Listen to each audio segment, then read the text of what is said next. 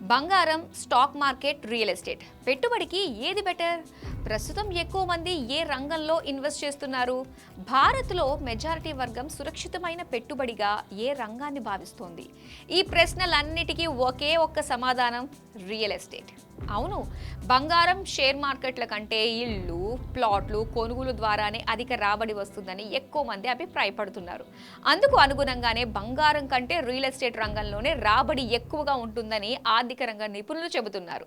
బంగారమా, ఇల్లా, పెట్టుబడికి ఏది బెటర్? షేర్ మార్కెట్ బంగారంపై ప్రతికూల ప్రభావం, రియల్ ఎస్టేట్లో పెట్టుబడికి అంత ఆసక్తి, ఇళ్ళు, ప్లాట్లలోనే అధిక రాబడి వస్తుందంటున్న నిపుణులు. మనం సంపాదించే ప్రతి రూపాయిని ఎంతో అపురూపంగా చూసుకుంటాం. ప్రతి ఒక్కరూ తమ సంపాదనలో ఖర్చులు పోను మిగిలిన సొమ్మును ఏదో ఓ రంగంలో పెట్టుబడిగా పెట్టాలనుకుంటారు.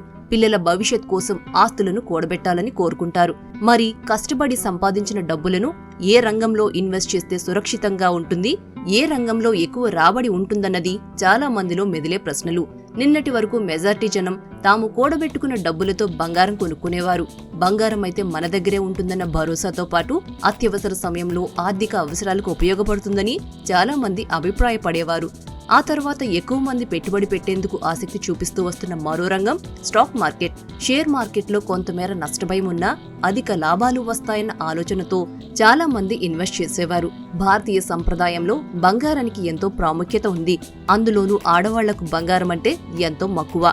బంగారాన్ని అలంకరించుకోవడం సంస్కృతిలో ఓ భాగమని అనుకుంటారు. అంతేకాదు, బంగారాన్ని ఓ రకమైన ఆస్తిగా కూడా పరిగణిస్తారు.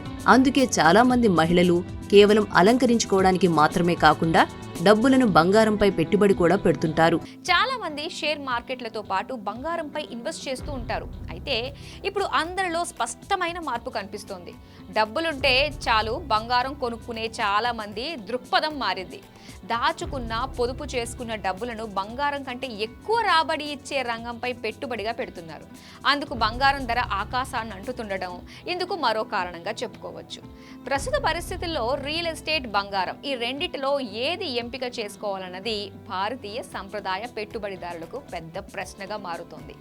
ఎవరైనా ఎక్కడ రిటర్న్స్ వస్తాయో అక్కడ పెట్టుబడులు పెట్టాలనుకుంటారు. ఇటీవల బంగారం ధర విపరీతంగా పెరుగుతోంది. ఇదే సమయంలో రియల్ ఎస్టేట్ కాస్త మందగుడిగా కొనసాగుతూ వస్తుండగా ఇప్పుడు క్రమంగా పుంజుకుంటోంది. ఏ రంగంలోనైనా పెద్దగా భూమి లేనప్పుడు పెట్టుబడి పెడితే భూమి వచ్చినప్పుడు లాభాల పంట పండుతుందని ప్రత్యేకంగా చెప్పనక్కర్లేదు కదా. అందుకే ఇప్పుడు చాలా మంది బంగారమా, రియల్ ఎస్టేట్ రంగమా అని ఆలోచిస్తున్నారు. ప్రముఖ ఆర్థిక సేవల సంస్థ వెల్త్ కన్వర్జేషన్స్ రిపోర్ట్ ప్రకారం గత 20 సంవత్సరాల క్రితం 1 లక్ష రూపాయలు ఇన్వెస్ట్మెంట్ బంగారంలో పెడితే ఇప్పుడు అది 15.5 లక్షలయింది. అంటే 15% కాంపౌండ్ యాన్యువల్ గ్రోత్ రేట్ వచ్చినట్లు. అదే లక్ష రూపాయలు 20 ఏళ్ల క్రితం రియల్ ఎస్టేట్ రంగంలో పెట్టుబడిగా పెడితే ప్రాంతాన్ని బట్టి 24 నుంచి 32 లక్షలయిందని నివేదిక చెబుతోంది. అంటే సుమారుగా 28% కాంపౌండ్ యాన్యువల్ గ్రోత్ రేట్ వచ్చినట్లు. ఇక రియల్ ఎస్టేట్ లో రెంటల్ ఆదాయం పరిగణలోకి తీసుకుంటే మరికొంత పెరుగుతుంది. ఈ డేటా ఆధారంగా దీర్ఘకాలంలో రియల్ ఎస్టేట్ స్థిరత్వం డ్యూయల్ రేట్ ఆఫ్ ఇంట్రెస్ట్ తో మెరుగ్గా నిలుస్తుందని నిపుణులు అంచనా వేస్తున్నారు. గత 10 నుంచి 15 సంవత్సరాల డేటా చూస్తే బంగారం షార్ట్ టర్మ్ ర్యాలీలలో ముందంజలో ఉంటూ వస్తోంది. కానీ దీర్ఘకాలంలో రియల్ ఎస్టేట్ బెటర్ ఆప్షన్ అని రియల్ రంగ నిపుణులు చెబుతున్నారు. అయితే బంగారం ఇన్వెస్ట్మెంట్ సులభమైన ప్రక్రియ. నేరుగా బంగారం కొనుగోలు చేయడంతో పాటు సావరెన్ గోల్డ్ బాండ్స్, ఈటీఎఫ్లు, డిజిటల్ గోల్డ్ ద్వారా తక్షణం కొనుగోలు లేదంటే విక్రయం సాధ్యమవుతుంది. కానీ రియల్ ఎస్టేట్ రంగంలో స్థిరాస్తుల కొనుగోలుతో పాటు అమ్మకానికి మార్కెట్కు అనుగుణంగా కొంత ఎదురు చూడాల్సి వస్తుందన్న సంగతి గుర్తుపెట్టుకోవాలని రియాలిటీ రంగ నిపుణులు చెబుతున్నారు.